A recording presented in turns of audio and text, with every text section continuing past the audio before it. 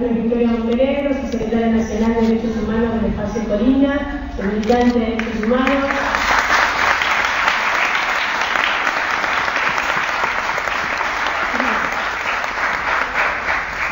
Soy hija de compañeros desaparecidos y soy una atleta constituida por la lucha de las abuelas de la Plaza de Mayo. Hoy nos convoca el 8 de mayo, el día de la campaña contra la violencia institucional, el día en que nos juntamos argentinos de todo el país y venimos a debatir juntos esta problemática que en 30 años de democracia todavía no pudimos erradicar definitivamente y que tiene que ver con la violencia institucional. En esta mesa vamos a debatir sobre la seguridad o la inseguridad, pero desde un debate serio. ¿Qué entendemos por seguridad? ¿Cómo nos vamos a parar en este momento que nos toca ver a los argentinos en cuanto a cómo va a continuar nuestro país después del 2015? Este proyecto nacional, en estos últimos 10 años, logró recuperar muchísimos derechos. De hecho, la política de derechos humanos es priorizada, que nos tiene que enorgullecer a la mayoría de los argentinos. Pero también somos plenamente conscientes de que todavía falta mucho, de que es muy grande la herida que dejó la última dictadura militar en nuestra sociedad, que no se reduce únicamente a miles de personas desaparecidas, a los expropiados, sino la herida que hoy sigue sangrando, que tiene que ver con la exclusión social, que tiene que ver con la estigmatización de la pobreza, que tiene que ver con que los medios de comunicación, los mismos que lograron un poder increíble a partir de apropiarse de empresas privadas y de comunicar a su gusto a millones de argentinos durante décadas, hoy estigmatizan. Hoy vinimos acá a debatir sobre este tema que a nosotros nos preocupa y que otros utilizan con fines únicamente electoralistas. Nosotros venimos a seguir construyendo una democracia en serio. Necesitamos el aporte de cada uno de ustedes, pues la campaña apunta a eso, a que podamos crear redes en todo el país, a que podamos sumarnos, dejar cualquier tipo de mezquindad chiquitita que no importa la vida de nadie, podamos aunar esfuerzos, sumarnos y construir esta red, fortalecer la campaña en todas las provincias. Y le paso la palabra a Marcinda, la compañera Marcinda, mamá de Judith Jiménez. Yo soy de nacionalidad paraguaya y me tocó estar en este camino. Cuando mis hijos tenían 2 y 4 años, salí de mi país a inmigrar en esta bella Argentina por un futuro mejor. Y a los 16 años, mi hija Judith, estudiante de tercer año de la secundaria en la escuela Banderita de la Villa 31, se le puso un bestia uniformado de gendarme. Queriendo ver mi hija de 16 años, un bestia de 21 años, que sea la novia. Mi hija se resistió, le dijo que no, le seguía insistiendo. No tuvo más buena idea de sacar el arma reglamentaria, me dio un tiro en la cabeza. Y solo le pido a todos compañeros, porque digo compañeros porque somos los que salimos a pedir y a luchar y a pelear con tanta gente que creo que no tienen sangre en la vena, porque todos los días mandan a nuestros hijos, a nuestros militantes, a nuestros estudiantes, y desde ahí me convertí en una leona luchadora por todos los hijos de mi territorio. Yo dije nunca algo habrá hecho cuando escuchaba o veía por la televisión, hasta que me tocó. Pero nunca, compañeros, digan eso. Sebastián Ángel, periodista de Cosecha Roja. Lo que venimos tratando de hacer desde hace unos 2 años, cuando empezamos a trabajar, es de empezar a narrar la violencia desde otro lado. O sea, yo creo que la gran catástrofe de los medios argentinos, y no podemos estar horas hablando de por qué lo hacen, es que narran la violencia desde un lugar de mucha significación y un lugar como muy violenta, con la intención política, digamos, de meter miedo en la sociedad, de paralizarnos. Y en los últimos meses fue muy duro, sobre todo a partir de esta cosa extraordinaria de linchamientos, porque digamos, los medios lograron correr el límite tan atrás que empezamos, algunos se atrevían a discutir si estaba bien o no linchar a alguien ciudadano, o sea, si estaba bien o no poner la propiedad privada por encima del bien. Y nosotros, digamos, en nuestro humilde lugar lo que tratamos de hacer es de volver a correr el límite, digamos, de si se quiere, de formar ciudadanía, ¿no? Y de poner mucho el ojo en las fisuras del discurso de los medios de comunicación, que creo que es un ejercicio y tiene que porque es el único aporte que puedo hacer a ustedes. Creo que lo que tenemos que hacer es poner el ojo en esas fisuras y no dejar que nos vengan. Palabra a la compañera Lili Saavedra, la mamá de Ramón Su Santillán. Bueno, en primer lugar quiero hacer un recordatorio en memoria de los pibes asesinados el 8 de mayo de 1987, que fue llamada como la masacre de Bunge. La masacre de Bunge fue, digamos, el primer caso denominado como gatillo fácil, por parte o la picardía que tuvo en ese momento el doctor Roto Zimmerman en poner gatillo fácil a este hecho, que ya lo venía pronunciando Wall en algunos párrafos de su libro, ¿no? O gatillo caliente o gatillo fácil. Este caso, que fue el primero denominado como gatillo fácil, también dio lugar a la primera marcha o movilización vecinal que se hizo en Bunge por el asesinato de los pibes, porque ya estaban cansados del abuso policial que había con ese barrio. Y fue el primer caso, digamos, que llevó a condena, a juicio a los policías. Después de, esto fue el 8 de mayo de 1987, y el 6 de junio de 1999, en la estación de William Morris, asesinan a mi hijo también por un caso de gatillo fácil. Pasaron 12 años y esta era, digamos, la forma que tenía la policía y las fuerzas de seguridad del Estado de seguir con las prácticas de la dictadura.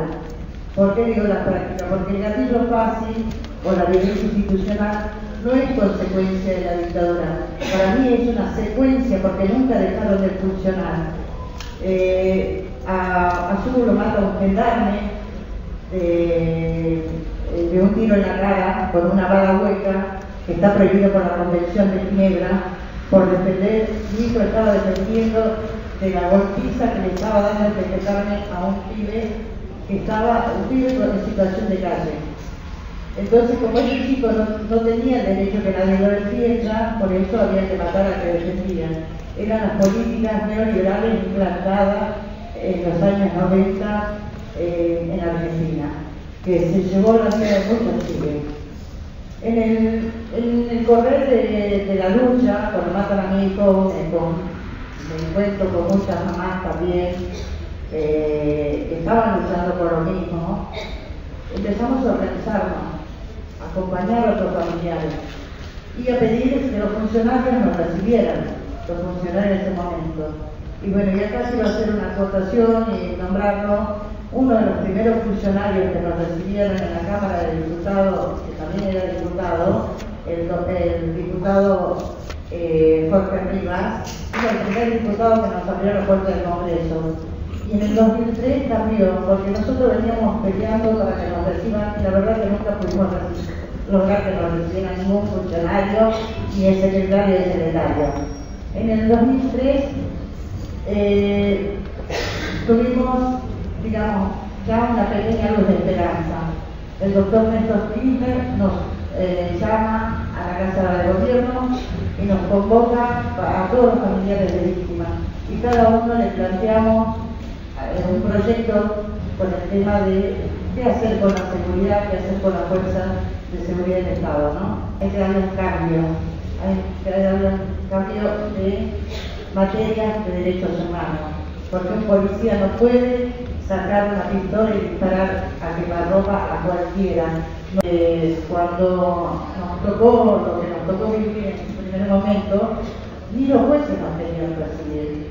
Nosotros no sabíamos cómo defender a nuestros hijos. Tuvimos que aprender a golpe, ¿no? Con dolor, aprender a leer una causa penal, a ver cuál es el inciso, siempre apoyado por algún abogado amigo, que nos enseñaba, y de esa forma aprendimos. Y eso también le transmitimos a otros padres que venían, desgraciadamente, que me sucedió después de los nuestros, porque cuando a mí me pasó lo del Subo, yo dije, no quiero, espero que el Subo sea el último, no quiero ver más a una madre llorar la pérdida de su hijo, como dice esta mesa, ni un pibe menos, y por eso luchamos. Y desgraciadamente, si no se cambia la formación de la Fuerza de Seguridad del Estado, vamos a seguir lamentablemente teniendo chicos asesinados en manos de la Fuerza de Seguridad.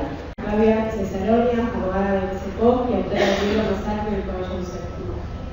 Es un honor estar en esta mesa y compartiendo con ustedes esta discusión. Yo voy a tratar de tirar algunas cuestiones que por ahí son, que espero provoquen el debate y dar algunos ejemplos concretos. El primer problema que me parece es que no tenemos claro todos de qué hablamos cuando hablamos de inseguridad. Ni siquiera tenemos claro si hablamos de inseguridad o de seguridad. Ahí tenemos un primer problema, porque a veces decimos el problema de la inseguridad y para hablar de lo mismo decimos qué hacemos con la seguridad, ¿no? Es como un concepto que tiene demasiadas interpretaciones, ¿no? Esto a mí me parece a veces es como si dijéramos ¿qué hacemos con la enfermedad?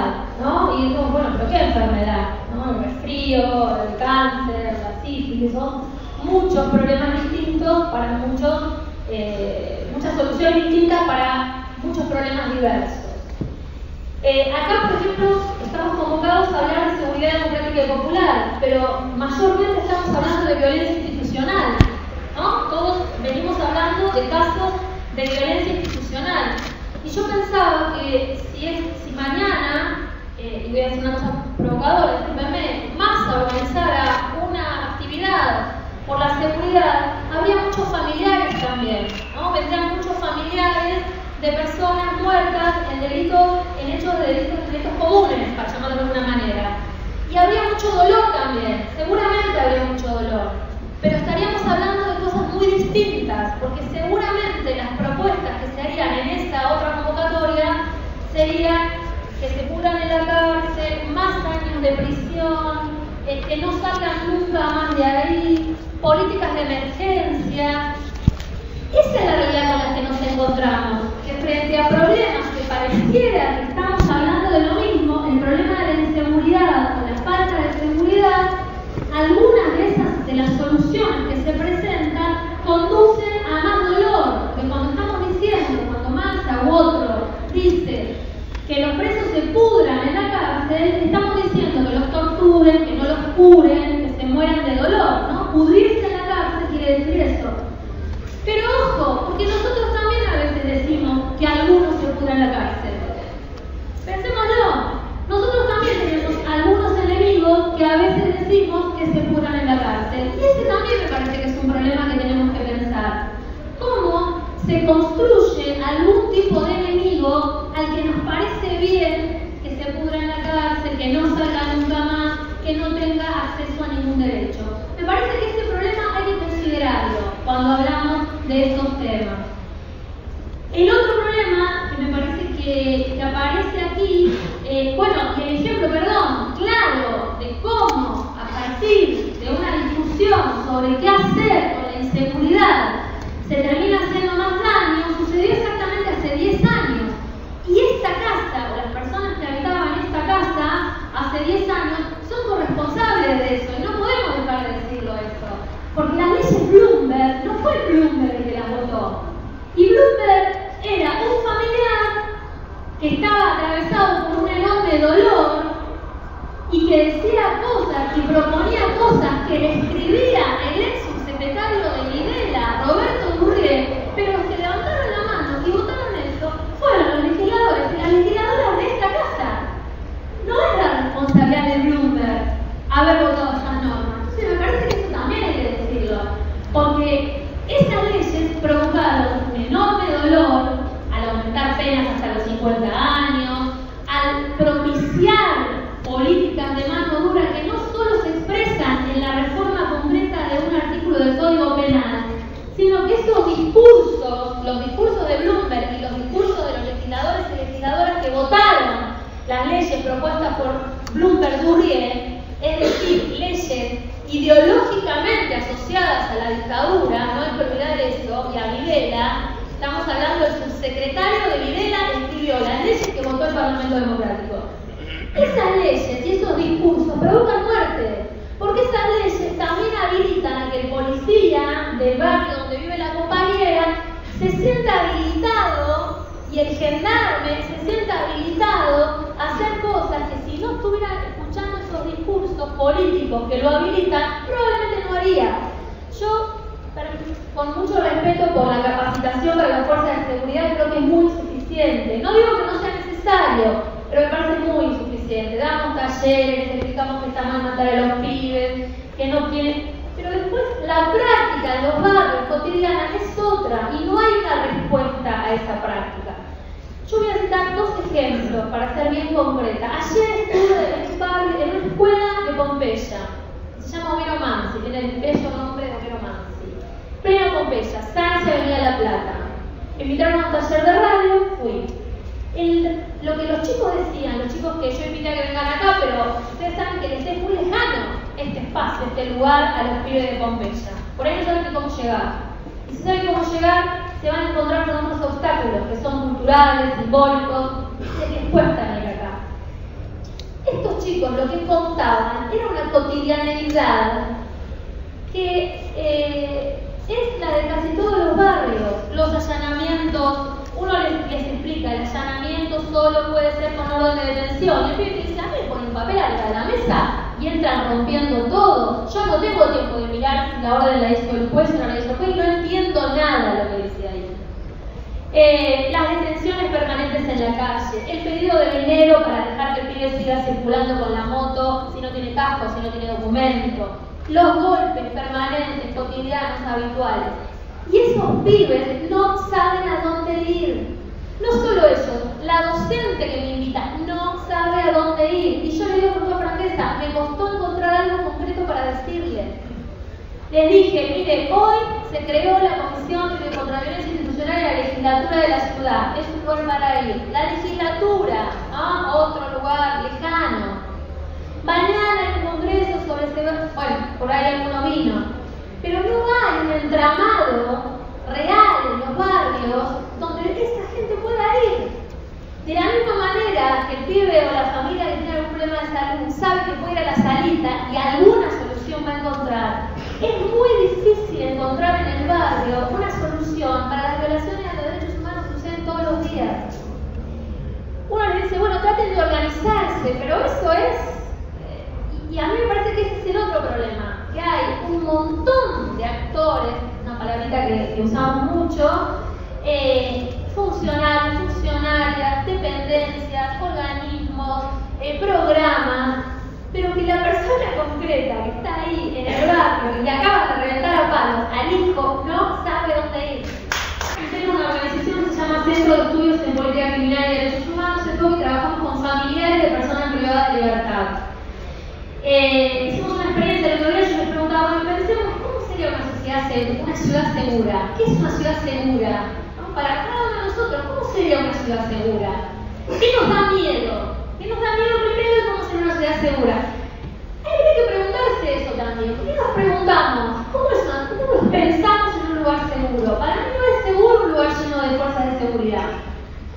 ¿No? La gendarmería, la prefectura, la federal, la metropolitana, las fuerzas, la seguridad privada, un montón de gente armada circulando por nuestras calles. Eso no es seguro, ni siquiera para los que creen que es seguro. Porque si te subís a un colectivo y viene alguien a robarte la billetera y el policía cree que hay que desatar un enfrentamiento, o sea, empezar a disparar, pues habría que decirle a nuestros conciudadanos que sienten que es más seguro tener la calle llena de policías, que tal vez es mejor que te roben la billetera que te maten, o a que maten a tu hijo o a uno que va en el colectivo, aunque el que maten sea el ladrón. Porque eso me parece que es la otra cuestión que tenemos que pensar y discutir y hablar con nuestros conciudadanos. Tampoco la policía tiene que matar al ladrón. No es necesario que alguien sea inocente para que nos lamentemos por su muerte. La policía no tiene que matar ni al inocente ni al ladrón, porque no hay pena de muerte en este país. Y mucho menos extrajudicial. muchas veces, y tomo un poquito la cuestión de los medios dicen, aún los más amigos y los más progres, dicen, mataron a un inocente, como si hubiera que hacer esa distinción. No hay que hacer esa distinción, la policía no tiene que matar a nadie. Los medios, cuando nombran las cosas, las definen. Al decir linchamiento, están definiendo algo y habilitando a que debatamos si está bien o no linchar gente. Pero a nadie se le ocurriría ir a debatir si está bien o no violar niños, porque está claro que eso es un delito grave.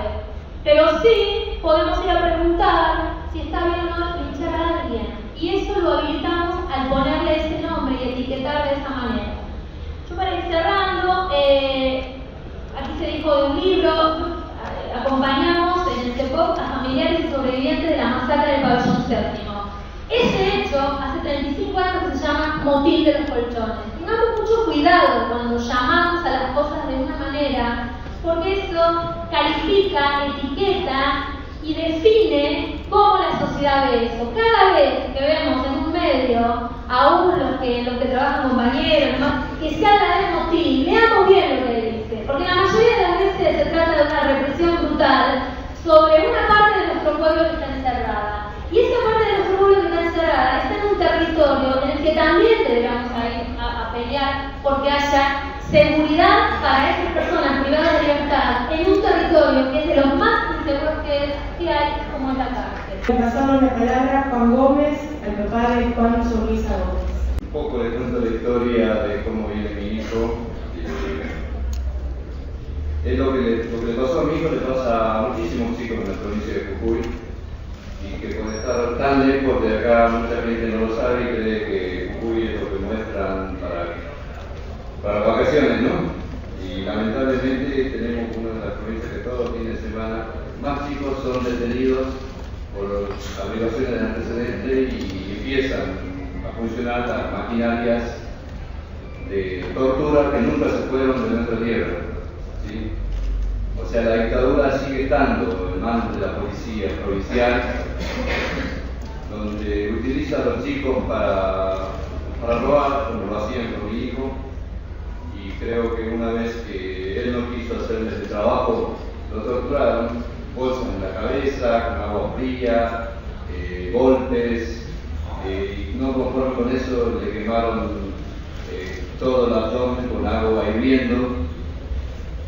No conforme con eso no lo llevan al hospital de la ciudad, sino a un hospital cercano, que está en el Ingenio de la Esperanza, donde ese hospital es 100% cómplice de los policías corruptos de la ciudad. Bueno, el tema es no solo eso, sino que lo siguen dejando a él encerrado con quemaduras de primer grado, tirado en una celda mugrosa y llena de infecciones, y los médicos nunca hicieron un informe. Desde ahí pude sacarlo, lo interné porque era adicto a la droga, y pude rescatarlo de la droga. Y empezó a trabajar conmigo, buena posición tenía, podía estudiar, se dedicó a trabajar plenamente, nunca quería salir a la calle solo porque me decía, cuando me encuentro me cargan. Es lo que yo le dije a un comisario. A los chicos no los llevan porque son ladrones o son drogadictos, los llevan por forjación de cara, le inventan causas. Todos los chicos en San Pedro tienen causas y causas y causas, pero están todas armadas. A mí jamás me pudieron comprobar que él haya robado nada. Porque es cierto que se llevaba cosas ajenas, pero era en mi casa, en la casa de mi mamá, o en la casa de los parientes donde uno le deja entrar, chicos drogadictos, todos los drogadictos son mismos. Y hay que reconocerlo, yo siempre he reconocido que le pasaba a mi hijo, no pude sacarlo de la droga. Pero cuando lo pude sacar, un día apareció muerto dentro de la casa de la policía, donde todo el mundo sabe que esa casa de la policía lo usaban para hacer sus negocios sucios. Y me quieren hacer creer a mí y a toda la gente que él entró a robar en esa casa. Y todos los vecinos saben que en esa casa era, como dicen los vecinos, era una tapera, un aguantadero de los policías. Y bueno, esperemos que todo esto sirva para hacer entender a la gente que la violencia institucional no está solamente en el policía, que está en el fiscal, en el juez, en todos lados, y que entiendan qué es lo que es la violencia institucional. Nada más, gracias. Compañero Juan Miguel Gómez, secretario general de la JP Encarnizados y director nacional del programa Jóvenes por Más, Mejor Trabajo. Lo primero que quería plantear es saludar, poner en valor el trabajo de todos los compañeros en esta jornada y la tarea que se viene realizando en la organización y todos los compañeros que vinieron a participar, porque es fundamental que nosotros pongamos en visibilidad, como decía el compañero recién, esa consecuencia brutal del constante machacar también de los medios de comunicación sobre el discurso de la mano dura, sobre el discurso de la represión y que intenta legitimar socialmente y darle un marco de impunidad a esa represión brutal que se sigue viviendo en nuestros barrios, que siguen sufriendo nuestros pibes y que es la violencia institucional, y me parece fundamental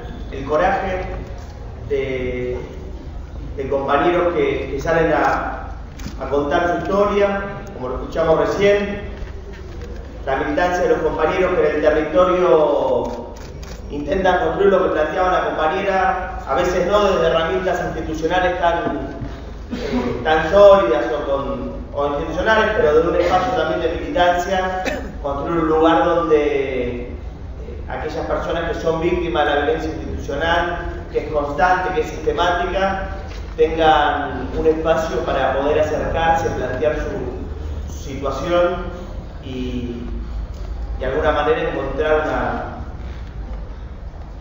una protección entre todos, ¿no? entre las distintas organizaciones populares que estamos presentes en el territorio, con una parte del Estado, poder encontrar una protección a esa situación de tanto sufrimiento y que desgraciadamente vemos que a pesar de los avances que hemos vivido como sociedad en su conjunto en estos 10 años en un montón de puntos, sigue siendo una problemática constante.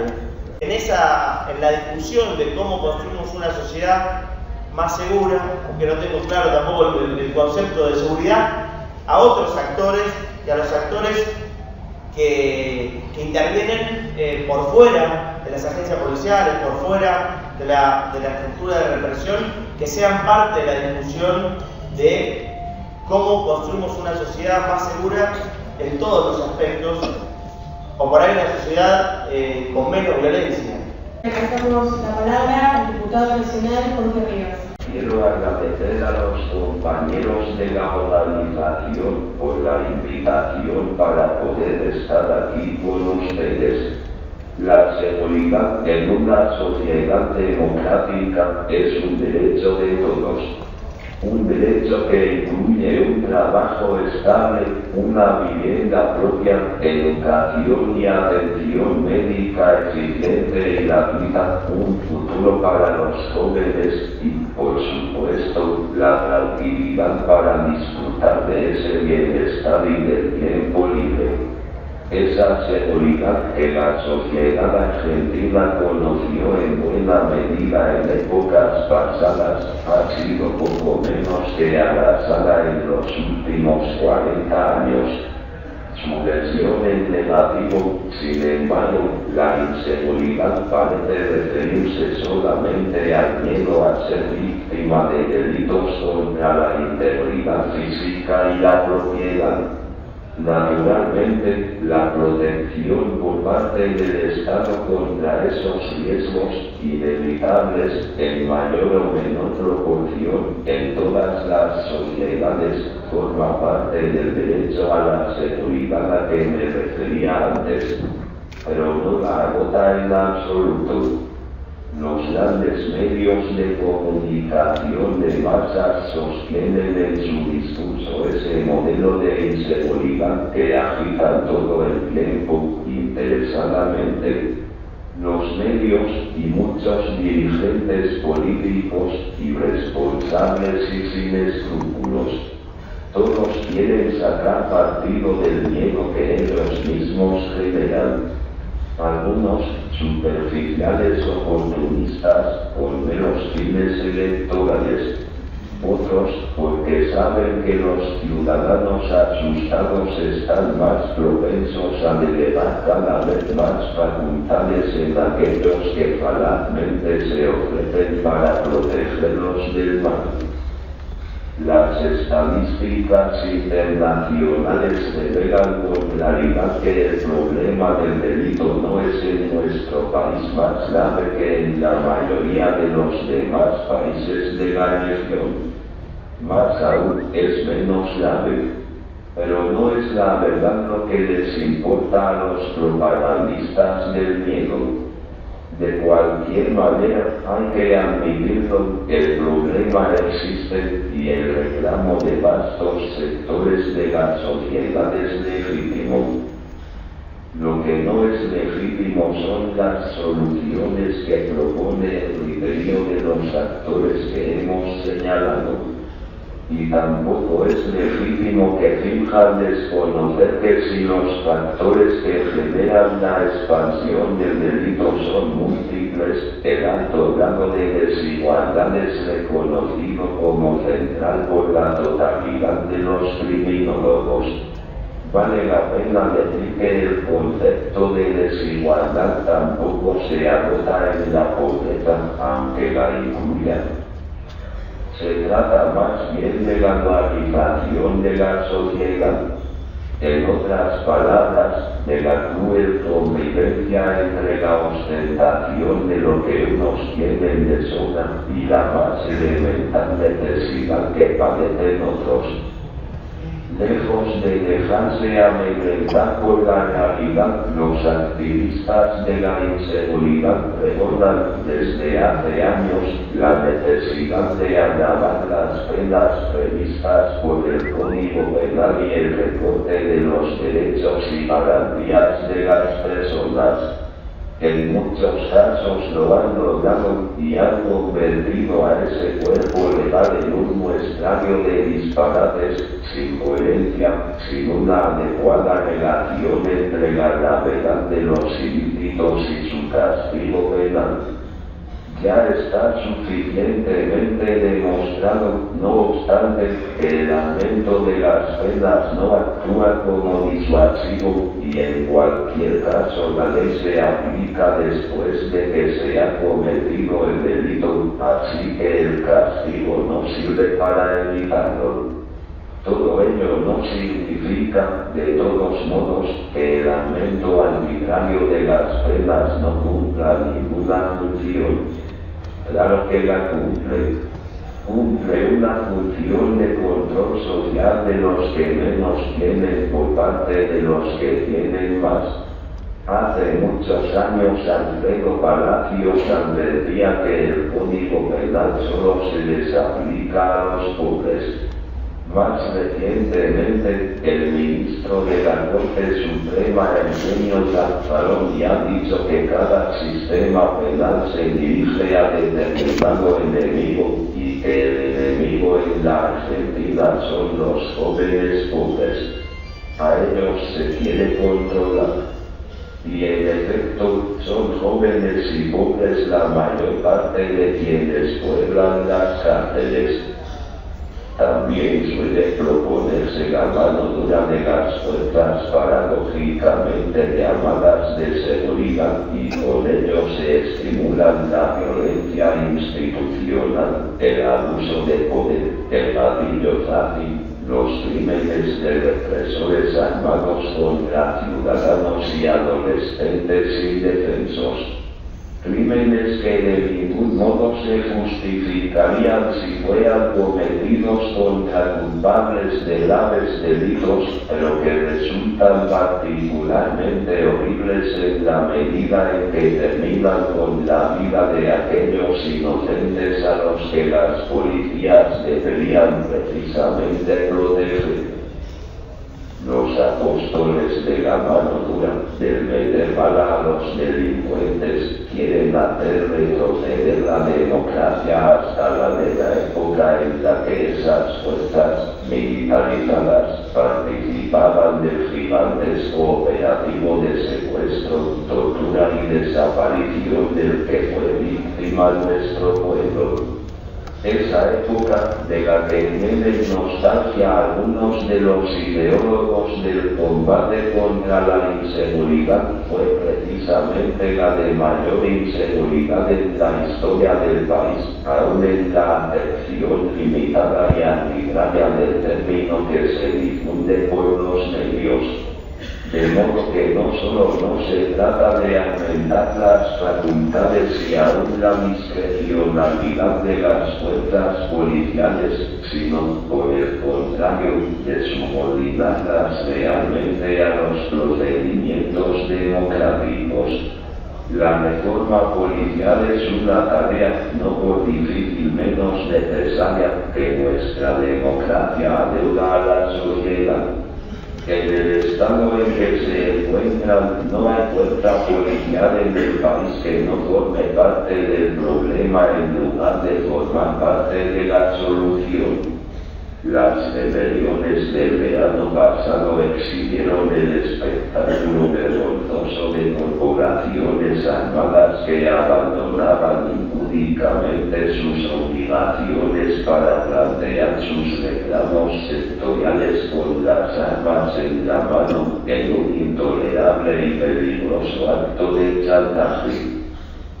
La reforma de las policías, que está claro, debería formar parte de un plan integral de seguridad que incluyera respuestas para el concepto de inseguridad restringido, sin dejar de apuntar a la cuestión de fondo. Un conjunto de políticas de Estado que tengan como ejes la inclusión y la drástica reducción de la desigualdad, tanto como la creación de los más amplios mecanismos de participación colectiva en la discusión acerca de los problemas y en la búsqueda de soluciones. Por último, el debate sobre la seguridad y la inseguridad se ha convertido en algo demasiado sensible para la mayoría de la población y demasiado delicado en términos políticos para que aceptemos dejarlo exclusivamente en el ámbito de los medios máximos y de sus políticos favoritos.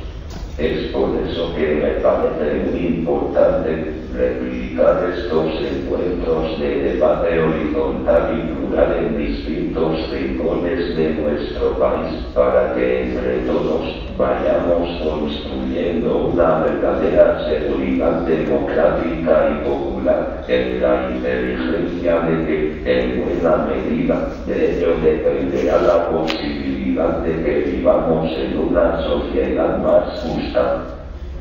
Nuevamente, muchas gracias. Rodríguez, delante del psiquiatra. Una vez más la seguridad se ha convertido en la vidriera de la política, ¿no? Y los dirigentes se prestan a probar su valía en la lucha contra el delito. Ayer el gobernador de la provincia de Buenos Aires, Daniel Scioli, festejaba el éxito de la política de reclutamiento de la bonaerense. Se han alistado 26.000 jóvenes en la policía, que se suman a los 10.000 que se habían alistado el año pasado.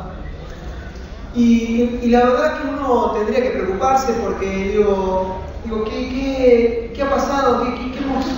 ¿Qué hicimos mal para que esa misma policía desprestigiada que carga con el mote de maldita policía sea referenciada por jóvenes de la provincia como una estrategia también de sobrevivencia? ¿Qué ha pasado para que esos mismos jóvenes que son perseguidos por la policía sistemáticamente, detenidos por la violación de identidad todo el tiempo, referencien a la policía como una fuente de trabajo?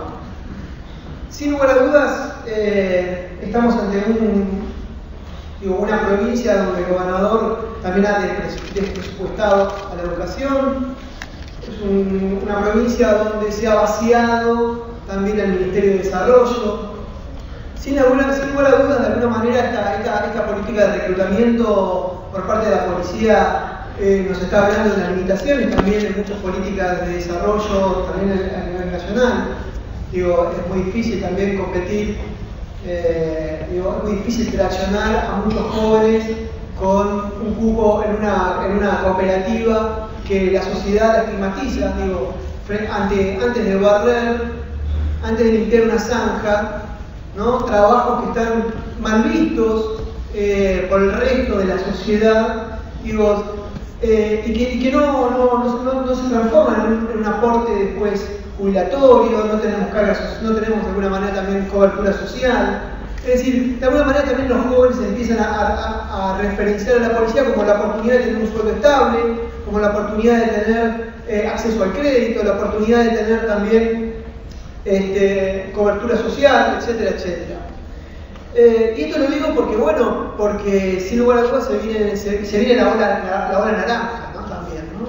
Y me parece que muchos políticos ajenos y propios ya están corriendo con el caballo del comisario, se están corriendo a la derecha y están empezando a decir lo que la gente quiere escuchar, que seguridad es igual a policía, que seguridad es más policía en la calle, etcétera, etcétera, ¿no? Había un escritor que en el siglo XIX decía: los gobiernos pasan, la policía permanece. Y efectivamente, en estos últimos 30 años han pasado cuántos presidentes, cuántos gobernadores, cambian las gestiones, se mueven los funcionarios y sin embargo la policía sigue siendo la misma maldita policía. Sin embargo la policía sigue gatillando, sigue deteniendo sistemáticamente por agresión de identidad, sigue paseando en patrulleros, sigue armando causas, sigue sacándole fotos, ¿no? para armar causas a los jóvenes. Y me parece que, en todo caso, la violencia policial, porque básicamente este encuentro se ha vertebrado en torno a la violencia policial, que es una de las formas que asume la violencia institucional, pero no la única, porque también deberíamos hablar de la violencia de los penitenciarios, la violencia de los médicos, en los hospitales, la violencia, por ejemplo, de los empleados estatales, de los funcionarios cuando te hacen esperar, en los pasillos de los ministerios. Eso también es violencia institucional. Pero bueno, estamos acá para hablar también sobre todo de la violencia policial.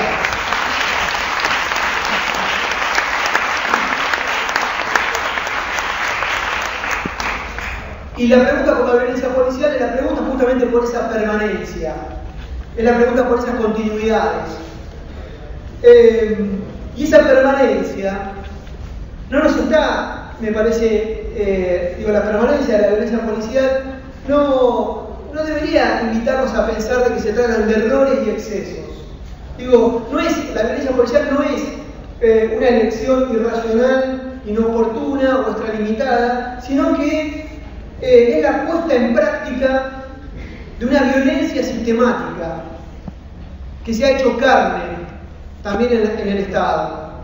La violencia policial es una rutina que sigue sus normas informales, una rutina que sigue sus decisiones, una rutina que sigue sus intereses, que persigue determinados intereses, una rutina que tiene sus ritos.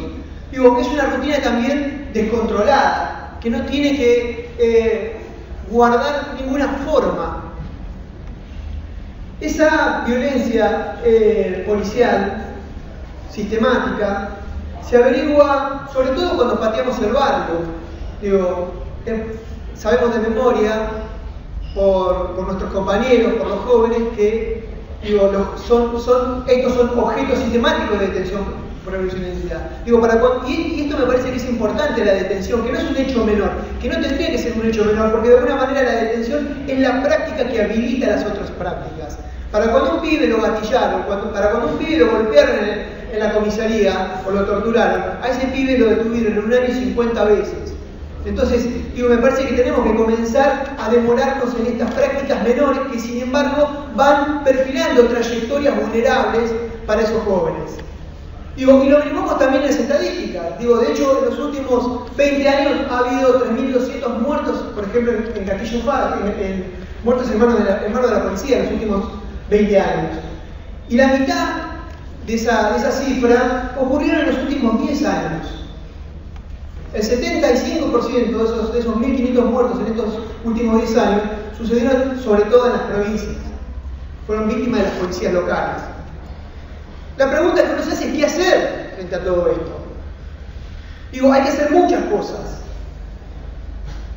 Hay que hacer muchas cosas por arriba y sobre todo hay que hacer muchas cosas por abajo, porque está visto y lo hemos comprobado que por arriba se ha hecho muy poco. Digo, en materia de seguridad no fue una década ganada.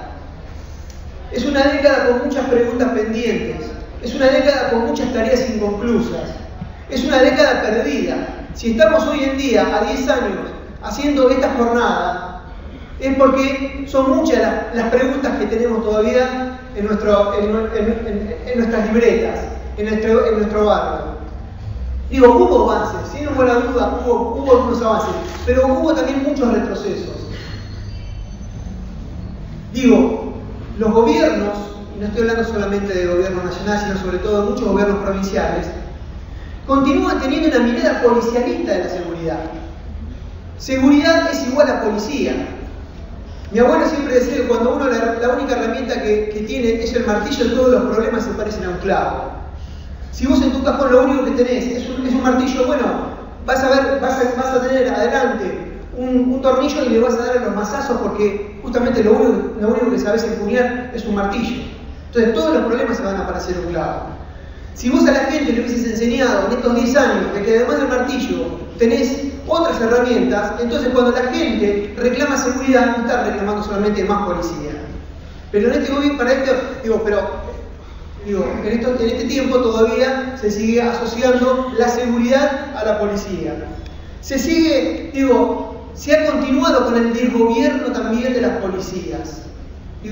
A lo mejor, como ha dicho alguna vez el diputado también Marcelo Saín, hablando de la teoría de los costos comparados, cuando la seguridad se ha convertido en la vidriera de la política, bueno, está claro que a cualquier funcionario le sale más barato, políticamente hablando, electoralmente hablando, negociar con la fuerza que encarar procesos de reforma que tienen tiempos largos, que necesitan tiempo largo para poder carretear. Está claro, porque esto no es un tema menor también, esto también hay que decirlo, porque obviamente encarar esos procesos de reforma, para encarar esos procesos de reforma que necesitan consensos políticos de larga duración, hay que ganar también las próximas elecciones. Y las elecciones se ganan, dando respuestas efectivas frente al miedo al delito, que son problemas coyunturales, a diferencia del delito que son problemas de largo aliento. Los gobiernos también continuaron teniendo una postura coyunturalista sobre la seguridad, ocasionalista diría yo. Piensan la seguridad con la tapa de los diarios, hablan para la hinchada. Decime cuál es el titular del diario de hoy y te voy a decir qué voy a anunciar en la conferencia hoy al mediodía o a la tarde. Esto es demagogia punitiva. Y lamentablemente la demagogia punitiva la encontramos no solamente en los referentes de la oposición, sino también en muchos propios. A muchos de los cuales seguramente tendremos que votar el año que viene.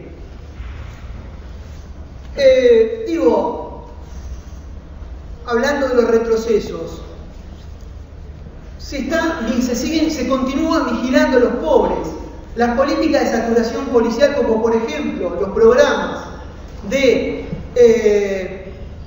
El Centinela, esos programas de saturación policial son programas que están para vigilar a los pobres, para contener a la pobreza. Eso también hay que decirlo. Son políticas que a su vez le agregan mayor vulnerabilidad a los sectores pobres, que continúan sobreestigmatizándolos, los siguen estigmatizando. Esas políticas que, por un lado, a lo mejor las generaciones mayores se encuentran seguros cuando está la gendarmería pateando el barrio, sin embargo, esos mismos gendarmes tienden a replicar las mismas prácticas con las que las mismas prácticas que hasta ayer las practicaba también, por ejemplo, la bonaerense. Entonces, me parece que también eso no es una solución, que le agrega más vulnerabilidad, más estigmatización a actores que ya no merecen más maltrato.